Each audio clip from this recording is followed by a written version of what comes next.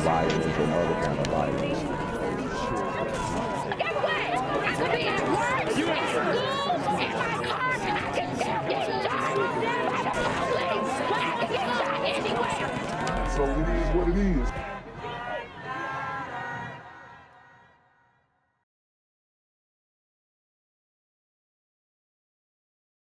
What's good, YouTube? It's the Black Gen Z Mindset. Make sure you go ahead and like, comment, share, subscribe, and let's get into the video. Richard police are investigating a homicide that happened yesterday. WKRG News 5's Tiffany Gray joins us now in the studio. And Tiffany, you spoke exclusively with Joe Johnson's family.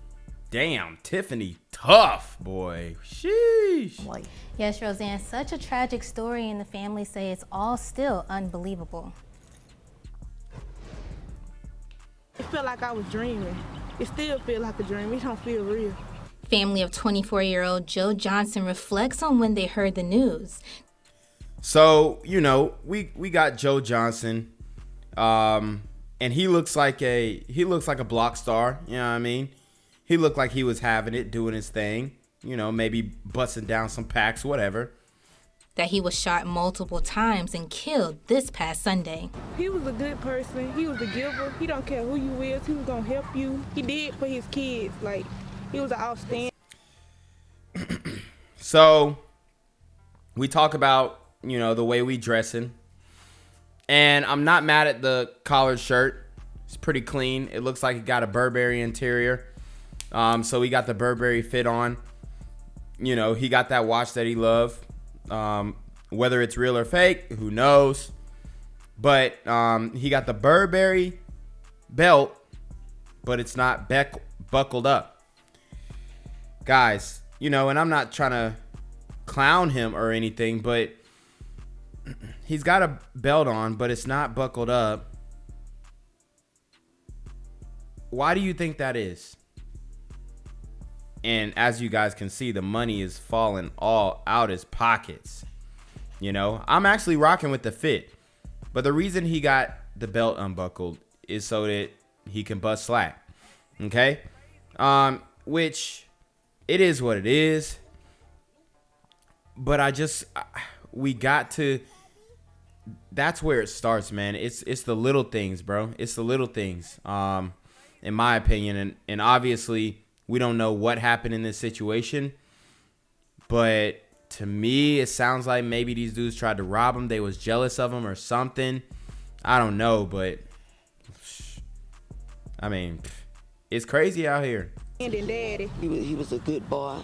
He was a good man. He was a good father, and he was a good son. Shorty came on the news with the bonnet, man. And brother and uncle. According to Pritchard Police, there is very little information available. There are also no suspects. Joe was there. Damn. No information available. No suspects. They have no clue what happened. That's wild. For a lot of y'all. Look out for your boy. If he was your boy when he was alive, let him be your boy now. Because if the shoe was on the other foot, y'all know LaJoy be doing everything in his power To help. In the meantime, so y'all hear what they're saying. It sounds like they was kind of, you know, leaning toward telling his boys to go get retaliation. I don't know. Maybe I'm reading too deep between the lines, but that's what it sounded like. this broken family is just trying to pick up the pieces. If y'all know anything pertaining to this situation. This fit, I'm actually rocking with. I like the pockets. I like how the shorts come up over the kneecaps. You know, it's pretty hard. The white Air Forces. Hey, Buddy was really having it. He was swagging. I ain't gonna lie.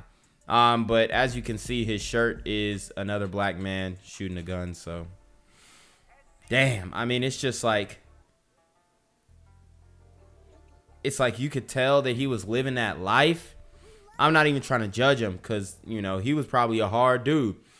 You could tell he was living that life, and unfortunately, it backfired.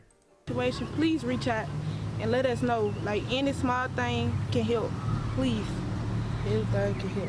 Any information can help. Now, family and friends tell me they're planning a candlelight Dang, I ain't gonna lie, man. She is so fine. vigil for later this week, as well as Johnson's funeral. In the studio, Tiffany Gray, WKRG News 5. At least 2 people are killed inside of a home in Wilmington. You can see police swarming the So, guys, this is Wilmington, Delaware, just so you know. area as family members broke down in tears. Let's bring in NBC 10's Miguel Martinez-Valle. He is live at the Wilmington Police Department. Miguel, what do you know about this? What are you learning this morning? Hey, good morning. Yeah, police haven't told us how many people were inside that home overnight, but we do know that 2 people died in the shooting, and this was just one of several violent incidents in Wilmington that happened last night. So let's take a look at this video. This is from Skyforce 10 when they were above the home. Now you can see the latest shooting. It happened on the corner of 2nd Street and Van Buren Streets in Wilmington. Man, you can tell that's a rough area. I mean, they got... It looks like they got a grill, a propane grill right outside of the crib in these little townhomes or whatever you call them. It's crazy. SWAT was there, police, the fire department, and EMS. They surrounded the home. Police got that call before 10 a.m. and they initially responded to it as if it were an active shooter situation because they didn't know exactly what was happening inside. So once the officers were able to get in through the door, they found 2 people dead in the home at least. And this was just one of several shootings that happened overnight in Wilmington. We do know that 1 other person was killed, 2 others were injured in 2 separate shootings that happened last night. So it was a violent night in Wilmington. Of course, we're waiting on more information from... Of course, he said of course. Wilmington police about the shooting incidents, and we'll have any updates on NBC 10. I'll send it back to you guys. I'm Miguel Martinez-Valle, NBC 10 News. So, guys, this woman, Mackenzie Horn, this was one of the young ladies who was taken out in Delaware. I mean, it's on fire. Not just because she looks like Hispanic even. I don't even know. Racially ambiguous. But it's like people are getting taken out left and right. And it seems like our focus is not on improving this situation when it comes to the crime. We talk about reform, but who's really benefiting from the reform? Continues tonight for whomever shot and killed a 7-year-old boy in North Mississippi. This happened yesterday in Clarksdale. The family has identified the boy as Cartavius Brown Jr. Fox 13's Tom Dees spoke to the police chief, who says that this little boy died after someone shot at the car that he was in. So they sprayed the car up. This isn't a new phenomenon. Only this time it's a 7-year-old boy.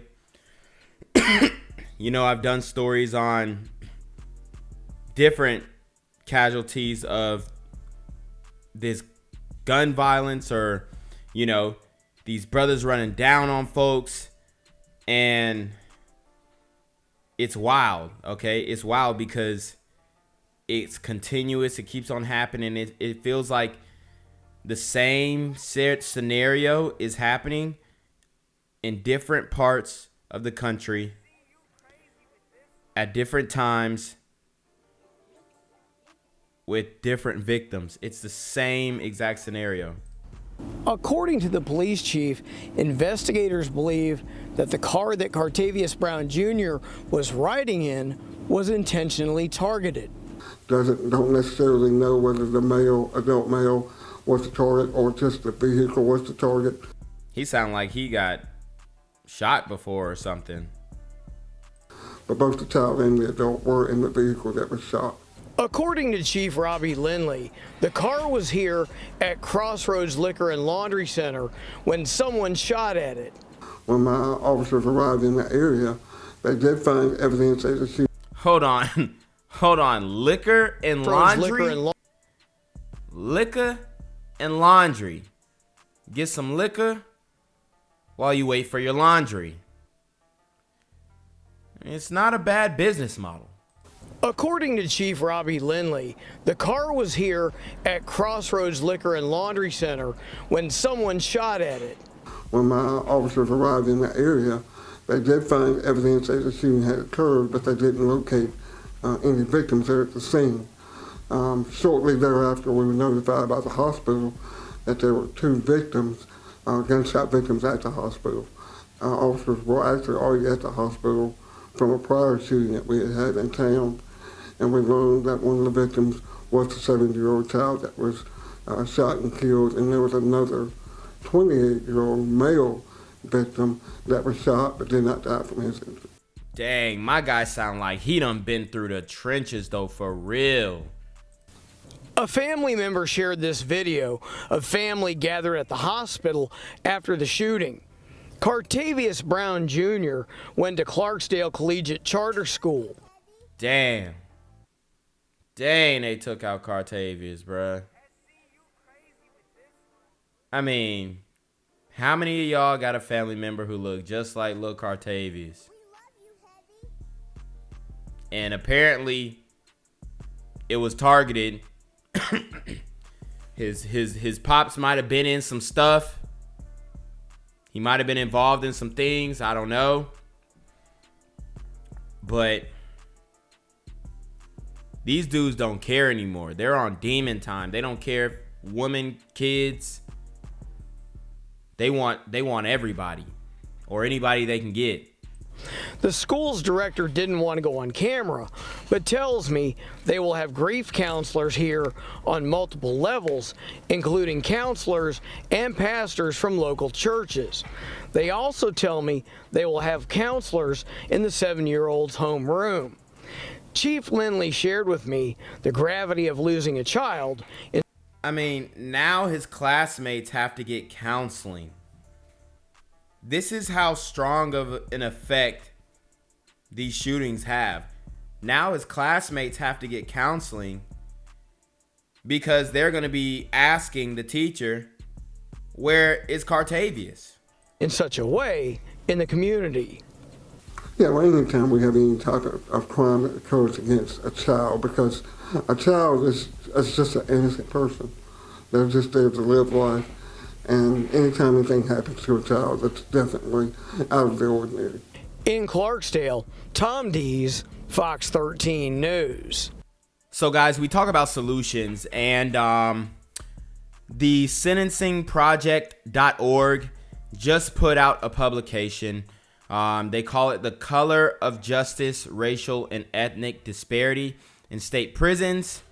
And this is just kind of going on and on about how black and brown people are predominantly incarcerated in the states. Okay. So they honing on this point that nearly 5 times the rate or black and browns are incarcerated 5 times the rate of white, and Latinx people are 1.3 times as likely to be incarcerated than non-Latinx whites. Okay. So they're basically saying darker skinned people get more time. So we're not going to read the whole article for time purposes, but we are going to break down the key findings. Okay. Number 1, black Americans are incarcerated in state prisons at nearly 5 times the rate of white Americans. 2, nationally, 1 in 81 black adults per 100,000 in the U.S. is serving time in state prison. Wisconsin leads the nation in black imprisonment rates. 1 of every 36 black Wisconsinites is in prison. In 12 states, more than half the population is black. Alabama, Delaware, Georgia, Illinois, Louisiana, Maryland, Michigan, Mississippi, New Jersey, North Carolina, South Carolina, and Virginia. Okay. 7 states maintain a black/white disparity larger than 9-1. California, Connecticut, Iowa, Maine, Minnesota, New Jersey, and Wisconsin. Okay. So basically they're saying that there are 7 states where there's a 9-to-1 ratio of blacks than whites. Okay. Latinx individuals are incarcerated in state prisons at a rate that is 1.3 times the incarceration rate of whites. Ethnic disparities are highest,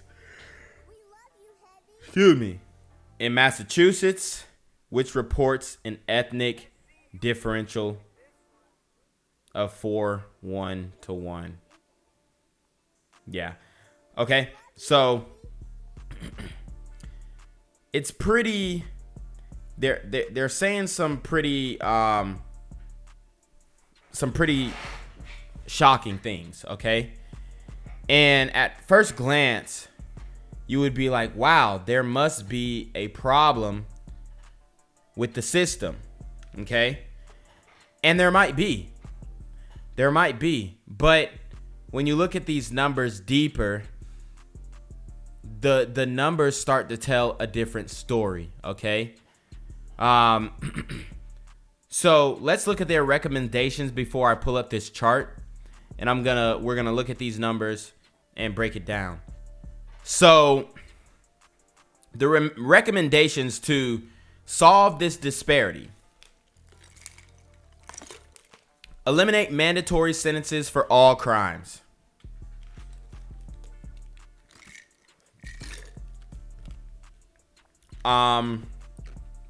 That almost sounds like defund the sentences. You know how they've been saying defund the police, defund sentencing. That's pretty wild right there. That's a bold statement. Eliminate mandatory sentences for all crimes. Mandatory minimum sentences, habitual offender laws, and mandatory transfer of juveniles to the adult criminal system give prosecutors too much authority while limiting the discretion of impartial judges. These policies contribute to a substantial increase in sentence length and time served in prison, disproportionately imposing unduly harsh sentences on Black and Latinx individuals. So they want to eliminate mandatory sentencing. That means that the sentencing is up to the discretion of the judges, because basically they're arguing that prosecutors oftentimes win certain cases because there's a mandatory minimum. There's a mandatory minimum. So with the mandatory minimum, it gives them something to shoot for. So when they're negotiating with the criminals or the accused, right, they can say, hey, you're looking at doing 7 mandatory. It's a mandatory minimum. Get them to plea out, or they take it to trial and,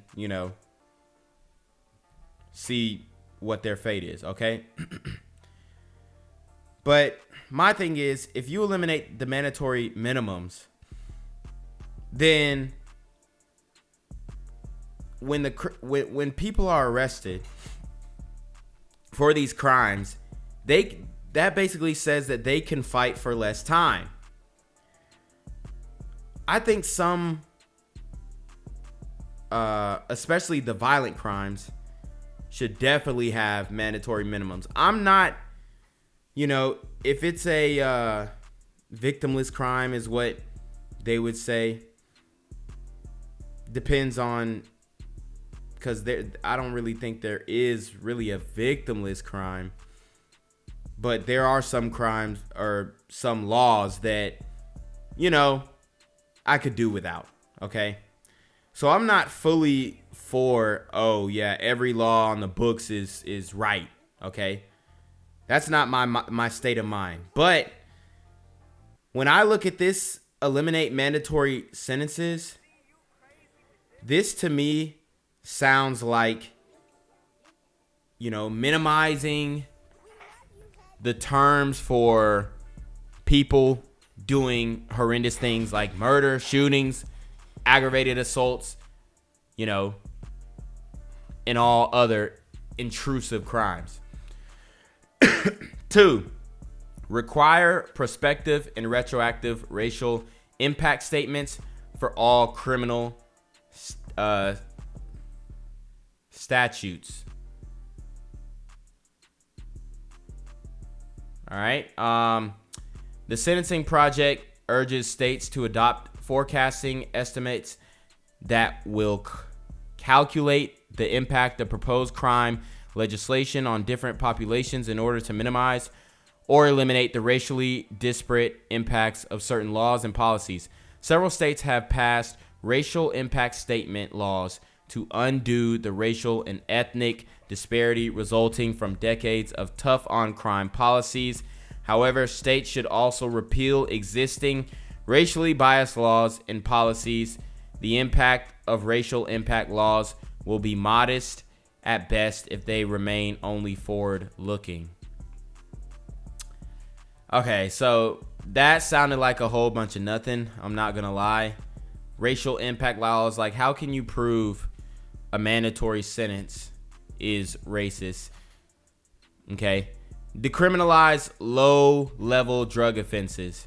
Discontinue arrests and prosecutions for low-level drug offenses, which often lead to the accumulation of prior convictions, which accumulate disproportionately in communities of color.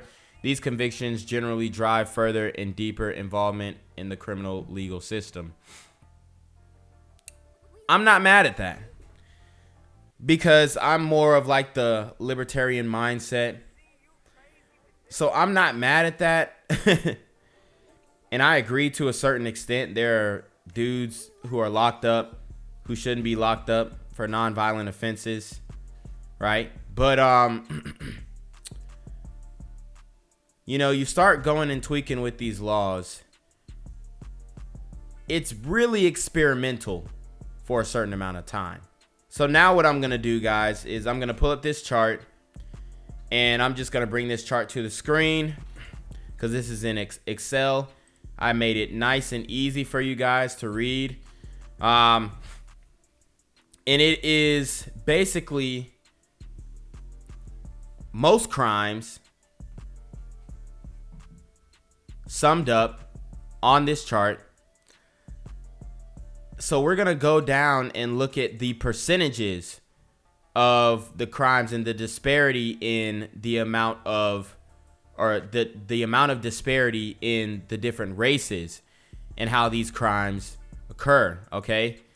So just keep in mind the percentages of the population.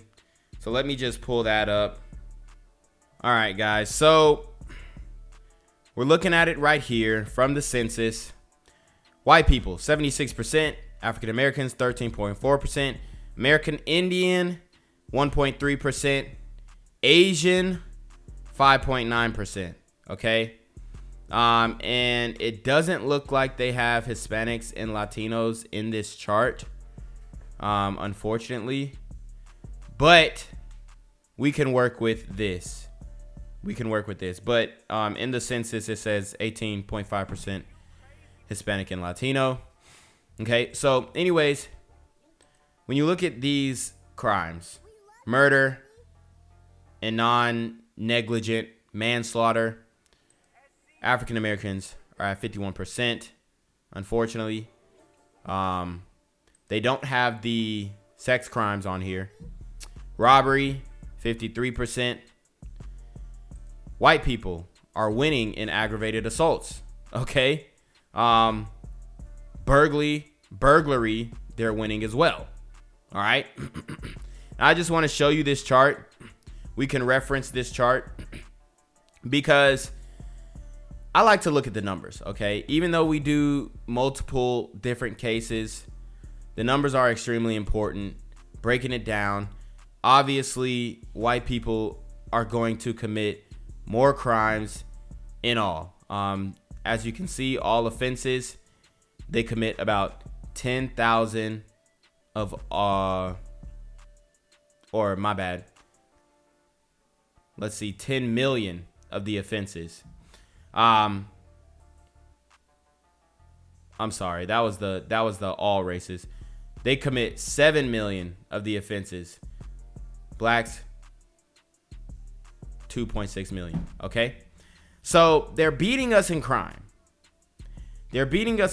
But what I see, the trend is we're beating them in the violent crimes.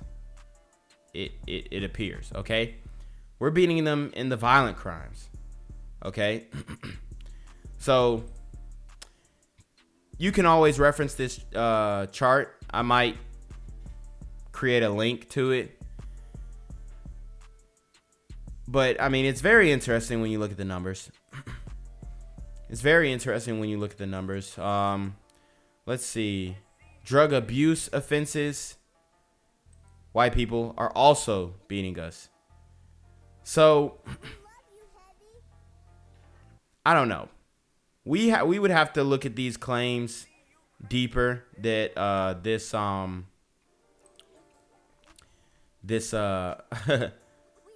organization, or Ashley Nellis, she's a PhD, put together. But, you know, I thought it was interesting, so I definitely wanted to check it out. And now, without further ado, let's get into the story you've all been waiting for. Jon Gruden, one of the biggest names in the NFL, multiple years into a $100 million contract, one of the highest paid, and all of this is unearthed. As you mentioned, the New York Times and Wall Street Journal reviewed emails from Gruden that showed he used homophobic, misogynistic, racist language in referring to some of the biggest names, and some of the biggest names as part of the NFL. All right, so anyways, Jon Gruden on fire for racist emails, racist, homophobic, whatever, misogynistic. Okay. I mean, if we're holding everybody accountable to their emails and private messages, I mean, obviously he shouldn't have been sending that over the airwaves, but it's getting different out here. Like, you better not be sending nothing that can get screenshotted. Specifically, he released a statement as he resigned, saying in his departure, "I love the Raiders and don't want to be a distraction. Thank you to all the players, coaches, and staff and fans of Raider Nation. I'm sorry. I never meant to hurt anyone." But when you... To me, it sounds like, seriously, from what I saw from the emails, he's a funny guy. He makes jokes. And then he throws a little bit of his opinion in there. Am I mad at him for saying the other guy, whatever, had Michelin tire lips? Not really. Okay? Not really. Am I mad at him for saying that he doesn't think women belong in football? You know, it's a different world now. They were going to infiltrate anyway. This is my 2 cents. When women are involved in football, they gonna get their cheeks clapped by the football players. That's all I gotta say about that. You know, it is what it is. Are there some women who know the game of football? Yeah, cool. Could they be really good female referees? Yeah. Is there gonna be a really good female head coach?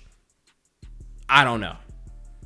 I don't know if she can do it to the effect of some of the greats that we've seen. But hey, should they have the opportunity to do it? Hell yeah, that's cool. But it's not like he has any power in saying, hey, you know, a woman shouldn't be a part of... I mean, he could not hire her, I guess, in the Raiders, but she'll get picked up by any other team. And that's my thing. It's just like, how much of these people are we going to police? Like, what? How far are we going to go? How deep into someone's emails, text messages, whatever? You look at the emails the Times reviewed spanning from 2011 to 2018 when he was an ESPN analyst. He used racist language to describe NFL Players Association Executive Director DeMaurice Smith during a lockout over collective bargaining negotiations. He denounced women being employed as on-field officials, denounced tolerance. So he denounced, they're using the word denounced.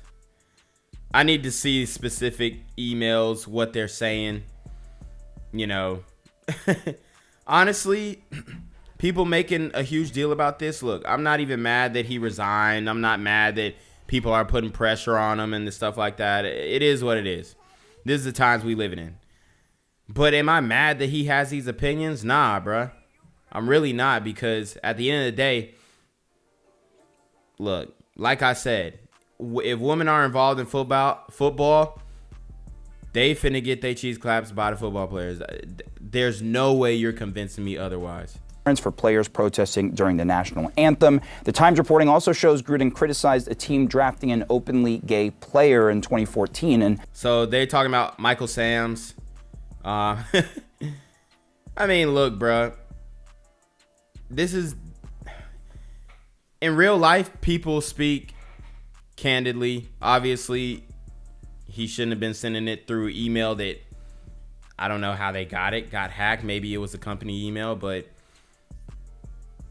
I mean, he's definitely under fire, but is this what the headline, the main focus, the main story should be? No.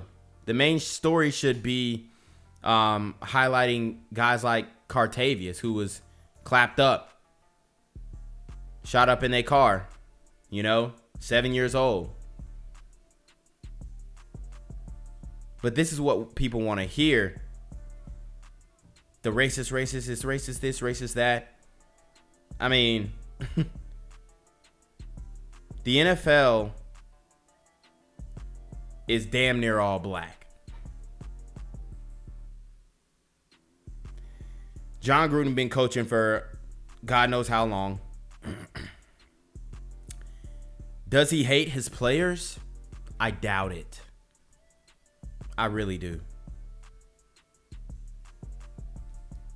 Michael Sam, he used homophobic language to describe NFL Commissioner Roger Goodell, and a league source confirmed to CNN the accuracy of the Times reporting. We reached out to Gruden, the NFL, Raiders, and we haven't gotten a response just yet. But amid all of these homophobic comments coming to light, the ironic part of all of this is the first active NFL player to come out in history plays for the Raiders, Carl Nassib, and we haven't heard from him just yet on social media or otherwise. Gang violence and other kind of violence. Guess what? I could be at work, at school, in my car, I can still get shot by the police. I can get shot anywhere. So it is what it is.